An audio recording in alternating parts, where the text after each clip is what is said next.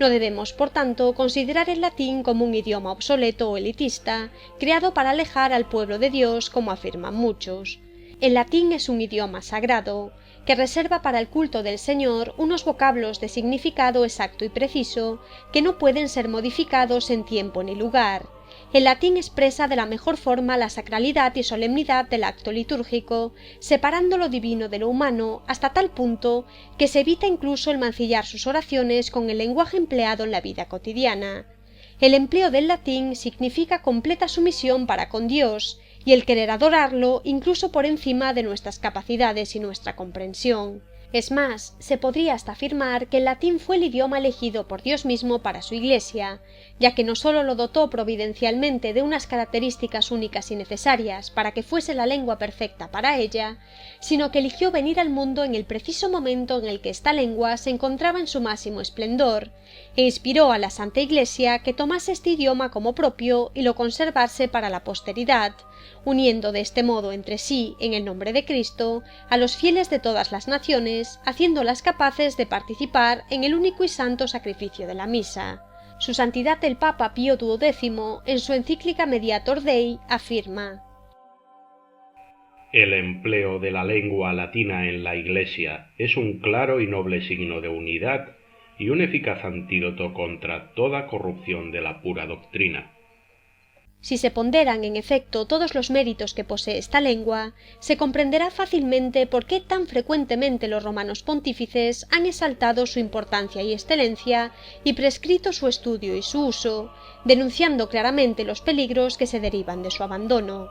Y si Dios lo ha elegido, la Santa Iglesia lo ha ratificado, ¿por qué vamos a ser tan necios como para rechazarlo por argumentos mundanos, tal y como hacen los herejes e incrédulos que no buscan sino excusas para justificar su obstinación en el pecado? Si lo despreciamos porque no lo comprendemos, declaramos al mundo nuestra propia ignorancia y falta de fe. Porque díganme, ¿qué creen que es más santo? ¿Esforzarse por someterse a la voluntad de Dios y adorarle en condiciones tal y como Él pide? ¿O encapricharse por mantener nuestros criterios buscando lo más cómodo y que nos lo den todo hecho a nuestro gusto? Entiendan de una vez por todas que Dios no quiere vagos, quiere santos, y para serlo hay que esforzarse. En este capítulo y en el siguiente verán cómo en el culto establecido por nuestro Señor nada se deja al azar ni al libre albedrío, porque no estamos tratando cuestiones humanas, sino divinas. Por ello, para la celebración de la Santa Misa, no sólo hay que cuidar la forma en la que se desarrolla, sino también el lugar en donde se van a llevar a cabo tan grandes misterios. El templo católico no es por tanto un simple lugar de reunión, es un recinto sagrado, el más sagrado de la tierra, pues en él se realiza el mayor de los milagros, la unión del cielo y de la tierra por medio de la celebración de la Santa Misa, que nos permite ser testigos de la liturgia celestial, en la que nuestro Señor se ofrece al Padre en unión con el Espíritu Santo para la salvación del mundo, tal y como explicábamos en el primer capítulo de esta serie. Pero no solo eso, ya que como nuestro Señor está realmente presente en el Santísimo Sacramento del altar, y éste se encuentra reservado en el sagrario, podemos afirmar sin lugar a dudas que el sagrario es el trono de Dios en la tierra y el templo católico su lugar de audiencias, en donde quiere encontrarse diariamente con nosotros sus criaturas. Es por tanto el templo un lugar reverentísimo en el que se debe entrar con total y absoluto respeto únicamente con dos fines: la adoración del Señor y la participación en sus sagrados misterios. Cualquier otro motivo sería totalmente ilícito dada la santidad del lugar, y su uso para cuestiones profanas sería totalmente reprobable, un sacrilegio digno de los peores castigos. Echando una mirada a nuestros templos actuales, se nos parte el alma al ver cómo podrían ser perfectamente aplicadas en nuestros tiempos las palabras de nuestro Señor. Está escrito: mi casa es casa de oración, pero vosotros la habéis convertido en una cueva de bandidos. Evangelio según San Mateo, capítulo 21, versículo 13. Cada uno que analice su propia conciencia, porque en esto todos tenemos parte de culpa, desde el que no vela por mantener la santidad del templo hasta el que permanece en silencio ante las tremendas atrocidades que se llevan a cabo en muchos de ellos, sin olvidar por supuesto todos aquellos que lo usan como centro social, que son la mayoría. El templo debe ser construido como imagen del reino de los cielos y tratado como tal, cuidando así los más pequeños detalles en honor al Altísimo. El templo católico por excelencia es la catedral, ya que en ella se evoca de manera sublime la majestuosidad de Dios. Su distribución, arquitectura y arte sacro están pensados para elevar a los fieles a la contemplación de los sagrados misterios, despertando en ellos sentimientos de humildad y adoración al Altísimo. Las pequeñas iglesias deben imitar en la medida de lo posible su distribución. El templo católico tradicional consta de una nave central cuyo ábside estará orientado al este en la medida de lo posible. Su planta será en forma de cruz latina. En el ábside estará situado el presbiterio, separado del resto del templo por medio de una escalera con una pequeña verja, ya que este es el lugar santo donde sólo pueden entrar los ministros de Cristo. Y el lugar más sagrado del templo, el Santo de los Santos, el trono del Altísimo, estará colocado en el centro del altar, que se encuentra en el extremo oriental de la nave, separado del presbiterio normalmente por 3 escaleras o gradas. Hacia él se orientan todas las miradas, constituyendo así al templo físico como imagen visible de la Santa Iglesia cuerpo místico, ya que nuestro Señor se encuentra en la cabeza de la nave y toda la asamblea mirándole constituye su cuerpo. Siempre que haya presencia real en el sagrario, debe alumbrar constantemente una llama ante él. Esta ha de ser perfectamente visible por los fieles, para que puedan adorar al Rey del Universo con las genuflexiones debidas. Esta llama debe ser alimentada con aceite o cera pura de abeja, no se admite luz eléctrica. Por su parte, el altar en sí es símbolo de Cristo y es el lugar más venerable de la Iglesia después del sagrario, ya que sobre él se renueva el santo sacrificio del Calvario. De este modo, cuando no hay presencia real en el sagrario, los fieles deben inclinarse ante el altar, venerando este santo lugar como aquel en el que se llevó a cabo el sacrificio que hizo posible nuestra salvación. El altar debe ser de piedra, su ara ha de contener las reliquias de algún santo mártir, y para poder realizar sobre él los santos misterios debe haber sido consagrado por el obispo del lugar. El altar ha de estar cubierto con 3 manteles blancos de lino, y de los 3, al menos el superior, debe cubrir los laterales del mismo por completo y llegar hasta casi el suelo. En el centro del altar debe haber un crucifijo, no basta una cruz desnuda, sino que debe tener sobre ella la imagen del crucificado. Debe ser de tal tamaño que tanto el sacerdote como los fieles que acudan a la celebración lo puedan ver fácilmente. El crucifijo del altar se compone de 3 elementos distintos unidos entre sí: la cruz propiamente dicha con el crucificado, un tallo vástago más o menos alto sobre el que se asienta la cruz y una base o pie sobre el que reposa el conjunto. Nada hay prescrito sobre la materia en que debe estar hecho, pero normalmente el crucifijo es de metal.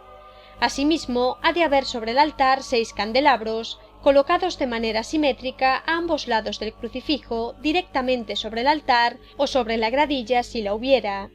Han de ser candelabros individuales, pues no está permitido usar candelabros de brazos, ni menos aún reemplazarlos por apliques fijados al retablo o al muro. Los candelabros de altar constan también de 3 elementos: una base o pie que los sostiene, un tallo vástago más o menos alto y un platillo con una punta sobre el que se inserta el cirio. Los candelabros han de tener la misma altura que el tallo sobre el que se asienta la cruz del altar. Los cirios que se colocan sobre los candelabros han de ser completamente de cera de abeja, y el grosor y altura de estos será proporcional a los candelabros y la cruz del altar. Para la misa solemne se han de encender los 6 cirios. Para ello se comienza por el lado de la epístola, es decir, el lado derecho de la nave, alumbrando primero el cirio que se encuentra más cerca del crucifijo y terminando por el más alejado. Para apagarlos se comienza por el lado del Evangelio, es decir, por el lado izquierdo de la nave, apagando primero el cirio más alejado de la cruz y terminando por el más próximo. El altar así constituido no es algo casual ni un diseño obra de hombres. Se trata de una representación fiel del altar eterno que explicábamos en el capítulo 1. En él se unirán el cielo y la tierra y tendrá parte la liturgia celestial de manera velada. Ante el trono de Dios Padre se ofrece el mismísimo Jesucristo, sacerdote, víctima y altar, en la cruz, entre las 7 lámparas que representan al Espíritu Santo. Todos estos elementos están presentes en nuestros altares. El retablo y la nave deben estar además bellamente decorados con las imágenes de santos, ángeles y especialmente de Nuestra Señora, que nos recuerdan todo lo que han hecho por el Señor durante sus vidas terrenas y la adoración que le rinden ahora en el cielo ante su altar eterno, para que nos motivemos con su ejemplo, pidamos su intercesión y por medio de ella, un día podamos llegar a unirnos a su número en la gloria del Padre. Sobre el altar se encuentran también las sacras, que son unos cuadros artísticamente decorados sobre los que se hallan escritas ciertas oraciones que se han de recitar durante la Santa Misa sin leerlas sobre el misal. Generalmente existen 3 sacras: la sacra del lado del Evangelio, que contiene el Evangelio según San Juan que se lee al final de la misa, la sacra del lado de la epístola, que contiene el salmo del lavatorio y la bendición del agua, y la sacra central, que contiene las palabras de la consagración, el gloria, el credo y otras oraciones que se deben recitar desde esa posición. Las rúbricas únicamente exigen la sacra central, siendo las otras 2 potestativas aunque recomendables. Sobre el altar debe haber también un atril o cojín para poner el misal sobre él. El atril puede ser de madera o de metal y se puede recubrir con un velo del color de los ornamentos de la misa. El cojín puede ser siempre blanco o rojo, aunque también puede conformarse al color de los ornamentos. Este debe situarse de frente en el extremo del lado de la epístola. El altar puede contar también con algún relicario situado entre los candelabros, y su frontal, el frontal del altar, estará cubierto con un antependium hecho de metal noble o de una tela del color de los ornamentos de la misa. La tarima del altar estará cubierta también por una alfombra, y se recomienda hacer descender otra por las gradas del mismo hasta el presbiterio. Cerca del altar del lado de la epístola, es decir, en el presbiterio en la parte derecha de la nave, se debe disponer la banqueta para el celebrante, el diácono y el subdiácono. Esta estará paralela a la pared lateral, de tal forma que sentados miren al muro del Evangelio. Esta banqueta estará dotada de respaldo pero sin brazos. Puede estar recubierta de una tela de color oscuro, pero no del mismo color de los ornamentos. En ese mismo lado se reservará un lugar en el presbiterio para que los acólitos puedan sentarse, y otro para la credencia, que es una mesa auxiliar sobre la que se dispondrán los elementos que van a ser usados durante la celebración. En la parte posterior del templo es conveniente disponer de un pórtico, es decir, de un lugar que sirva como de transición de lo mundano a lo divino, de lo profano a lo sagrado, en el cual los fieles puedan prepararse para entrar al templo de Dios. El Catecismo de la Santa Iglesia Católica, en su punto 2502, nos enseña que el arte sacro es verdadero y bello cuando corresponde por su forma a su vocación propia. Evocar y glorificar, en la fe y la adoración, el misterio trascendente de Dios, belleza sobreeminente e invisible de verdad y de amor, manifestado en Cristo, belleza espiritual reflejada en la Santísima Virgen Madre de Dios, en los ángeles y en los santos. Un templo bien construido, un arte y música sacra bien cuidados, mueven a las almas a unirse con el Señor. San Agustín declaraba en su obra Las Confesiones: «Cuánto lloré al oír vuestros himnos y cánticos, fuertemente conmovido por las voces de vuestra Iglesia, que suavemente cantaba. Entraban aquellas voces en mis oídos y vuestra verdad se derretía en mi corazón, y con esto se inflamaba el afecto de piedad, y corrían las lágrimas y me iba bien con ellas». Y San Juan Damasceno, en su obra De Sacris Imaginibus Oratio, escribía: «La belleza y el color de las imágenes estimulan mi oración. Es una fiesta para mis ojos, del mismo modo que el espectáculo del campo estimula mi corazón para dar gloria a Dios». Testigos de esto son las propias catedrales que todavía se mantienen en pie de aquellas épocas gloriosas del pasado, en las que todo el pueblo se volcaba en ofrecer lo mejor al Señor. Las santas imágenes, la propia arquitectura de las grandes catedrales y la bellísima música sacra que en ellas se entonaba, evocaban lo sacro de un modo tal que por sí solas inflamaban las almas al amor de Dios y la búsqueda de la santidad. ¿Por qué van a ser consideradas estas cuestiones como menores?